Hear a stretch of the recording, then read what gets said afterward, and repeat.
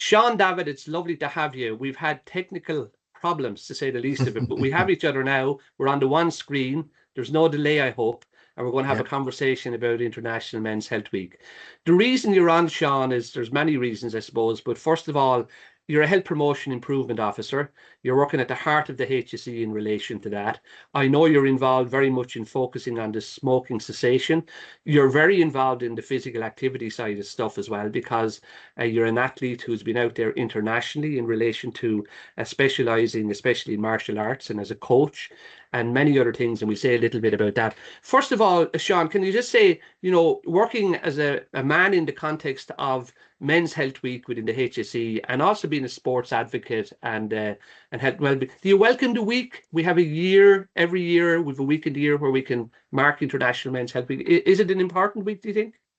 For me, it's a huge week because it highlights for me kind of areas that men can focus on their own health, and to know that you are important. It is important to focus on you, particularly if you give a lot to other people all the time. And it's not in competition with other people's other activities or promotions. It's just to highlight the issues and to highlight areas that men can work in. When I'm doing my smoke and cessation clinics, a lot of things come up that there's reasons people's health might not be as good as they would like it to be. And we talk about that kind of thing. And it highlights for me an opportunity to bring these things to the fore. Okay.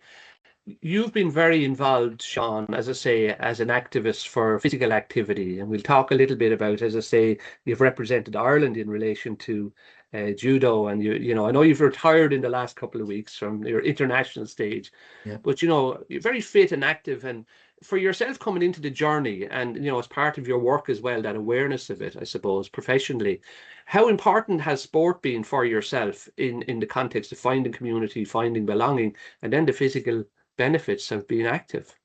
Yeah, it was a huge impact for me. I'm a coach a lot. So if I'm like in my clinics, I'm kind of helping to coach someone to get out of smoking and stuff.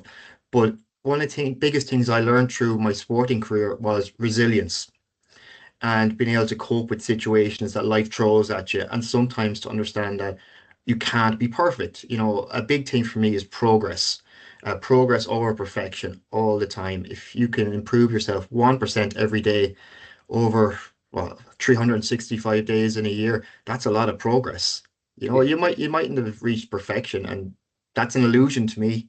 Everyone is perfect in their own way, and don't compare yourself to others. I'd say that's my biggest call out for Men's Health Week would be, don't compare yourself to other people because they're living different lives, have different struggles, have different ambitions to you. And the images we're bombarded with all the time of what perfection is, it's not reality for anyone really.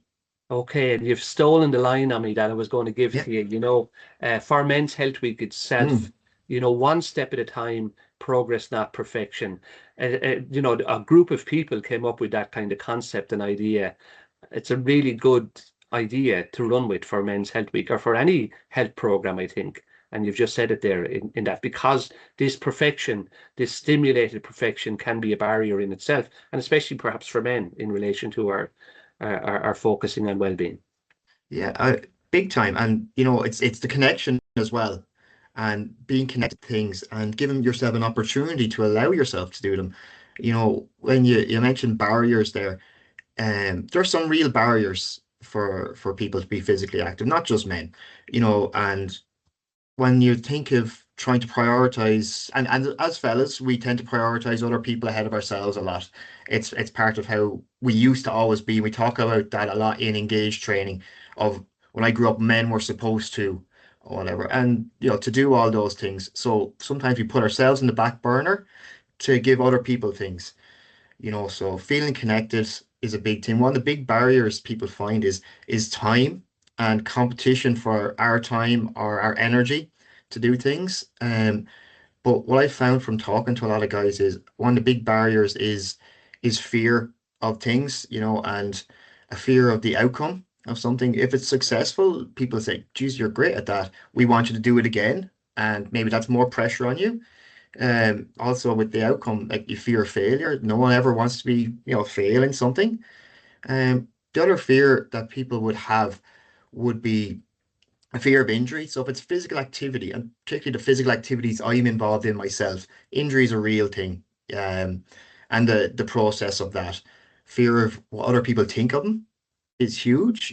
Yeah, A yeah, lot of people get you get the idea on Instagram or something of someone going into a gym and they're walking in for the first time, and it's intimidating. yeah, It really is. You're seeing guys who have been there for years and they're big hulking guys, and you're going in and you're not in 100% shape and your head's already in a place. But even by stepping in there, you're already a hero, yeah, and the guys who would be there for a while would be more supportive of you than you'd ever imagine because they want to see you. yeah, And the last other fear is the fear of the unknown. If you've never done something or tried something, um, it's going to be tricky because you don't know what it is like, So sometimes opening up and asking someone who's been through something similar to yourself, really does unlock that, and you know what to expect, yeah. or who to talk to. It's a huge thing, and that's one of the biggest barriers men have because we're told we have to be strong, we have to be this image of godly perfection and all that. We're not. We're human. So start from a Everyone has their human thing. bit. Yeah, we're human. Acknowledge you're human. Tell me, you said engage the National Men's Health Training Program. Mm, You're one of the trainers nationally in relation to that. When we often talk about men and coming back in, especially this time of the year, a lot of us feel like getting out and doing something. I'm mm, hoping to do more myself over the summer. Uh, we do stuff better together rather than in splendid isolation. That's one of the findings you would have in your own work, that when we find a mm. small community, we keep each other's going. So is that a good way forward for men who are thinking about becoming more active to try and find a little tribe? Oh, absolutely. You stole my line there. Yeah, it's all about finding your tribe, and men tend to do better when they're sharing an activity and a shared experience. Because if you're getting together to perform a task, you're achieving, and a sense of achievement motivates you to achieve more. But then you link that person who's beside you to helping you do that task, and you start talking. And then when you're talking, you might start talking about, I don't know, dog food or something like that, that your dog eats so much, and mine Mm, does. And but the thing is, you could start talking about silly stuff, and then yeah, you start forming friendships and bonds, and you might start just ringing someone or even a text message, just going, "You weren't at training the other day. How are you?" Or is something up, and we find in my sporting thing and the gym, the hardest thing for us to do isn't the training at all. It's getting the lads to leave the gym afterwards. Men, women, children of all abilities. We have people who train with us who are wheelchair users. We have guys in their 70s training.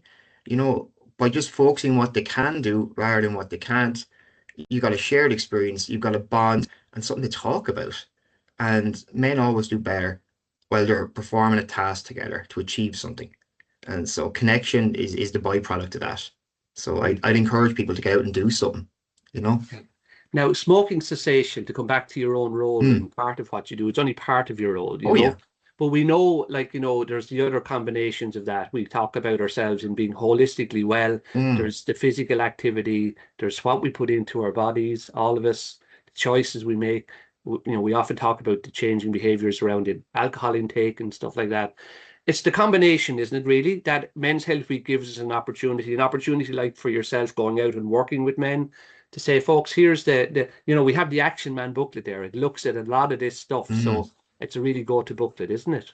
It's a fabulous book, and it's not overcomplicated. It's not a textbook. It's just nice little tips from real fellas saying how they can progress. And what a lot of it is about going, you're not on your own. If you need a bit of support, it's good to ask for it. And that's it. And asking for a bit of support is not weakness. It's actually resilience and strength and realizing you're under pressure. And that book in itself is fantastic because it's simple and it's reachable, it's attainable. And I actually really like that book.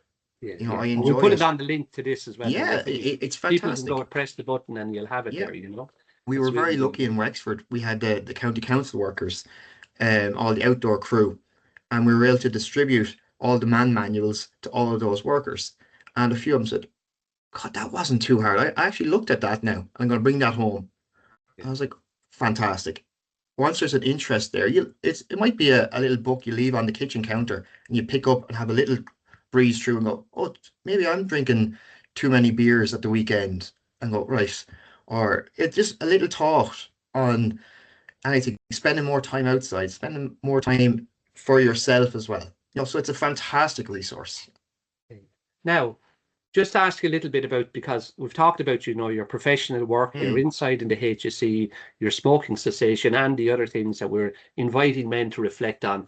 Your own love of sport, and as I've mm, already said, you've been involved as martial arts coach, you're an academy co-owner, you have your own place there that you're working with the guys in Gory.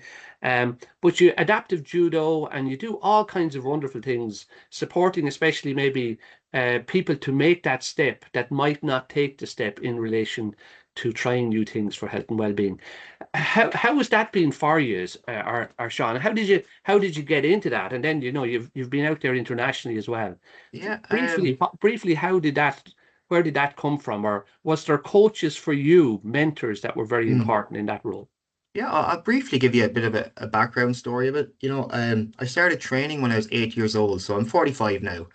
And largely I started training because I was a big fan of pro wrestling, the Hulk Hogan's, the Ultimate Warriors, and all those guys, and Rocky movies. And I was a bit smaller than most people, and still am.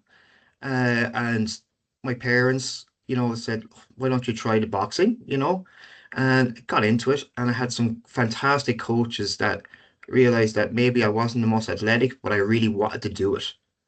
And they inspired me and motivated me and highlighted my strengths as opposed to any deficits I might have had. And I kept going till I was 16, got injured, major injury. I'm having to have surgery later this year to replace it. Um, but then went to college and found judo, which became what I'd be probably most known for. And another unassuming gentleman was the coach there, and he looked after me. He kind of highlighted that, yeah, you might have a weakness in your knee, so why don't we focus on what you can do and change my style of movement and spend time invested in me, you know? And then obviously went to college, um, done my social care, my sports and recreation, my sports psychology. Yeah. And out of that, then I left college, went back to County Wexford, and there was no judo team, so I had to set up my own one, and then got into Brazilian Jiu-Jitsu and MMA and fought pro MMA for a while while working, and enjoyed them. I got to represent internationally in judo, Brazilian Jiu-Jitsu, submission wrestling, and um, from there just kept spitballing. And I love physical activity, but I also love looking after working with people with disabilities. So I linked in with a friend of mine, a judo guy up in the Midlands called James Mulroy, Yeah. and we opened up a program for people with disabilities to do judo. We took away the dangerous elements, submission holds and Yeah. stuff, and focused on things that they could benefit from it. And now we have a team that travels internationally, and we get EU funding from Erasmus projects to travel to different countries to teach how we do it. I'm traveling to Poland later this year to teach it as well. So it's fabulous. Wow. Wow. And then I just retired 3 weeks ago from competition because of my surgery. But on my last international day, it was my son's first. Wow. So if you're going out, go out on your shield. That was, Look at well done. That's an amazing story told in a few moments, as I say, mm, around that commitment. And there's another conversation to be had in that for us along the way. Um, I'm just really conscious of time for us as well, and thank you for giving me this time. I know you shouldn't even be here today. You've come to do this for us. Just a call out, though, final call out for the men of Ireland and for wanting the Men's Health Week itself. Well, what would you say to, I'm sitting there, I'm not sure how to get involved, not sure how to do, not sure. What would you say to the guy that's wondering about getting back into minding themselves, maybe in a holistic way? What's your call out for that man sitting that might yeah. just come across this somewhere or I this one? find motivation from all the strangest of places. You'll find it anywhere if you're looking or not looking. And on that call out, I kind of am reminded of a little quote from the Lord of the Rings movies, and it's even the largest journey starts with the first step. So stepping out your front door could be absolutely massive for someone. But that big step, the second one's a bit easier, the third one's a bit easier, and as you get momentum, it becomes easier and easier. So making that first step is the biggest thing, and don't compare yourself to other people's journeys. You Right. know, that's the biggest thing. Everybody is different, has their own journeys and their own support networks. And my last little thing would be reach out to people. They're only wanting to help. They're just looking for permission to. Seán, thank you so much. Reach out, take the first step, and as we have on the banner, one step at a time, One step progress, at a not time. perfection. Yeah. Lovely talking to you. We'll talk to you again about lots more, but just to put a call out there in relation to Men's Health Week for yourself and from ourselves. Thanks so much for talking to us, and we No will problem, talk to you. Lorcan. Absolute pleasure anytime. God bless. Bye bye bye. Bye bye.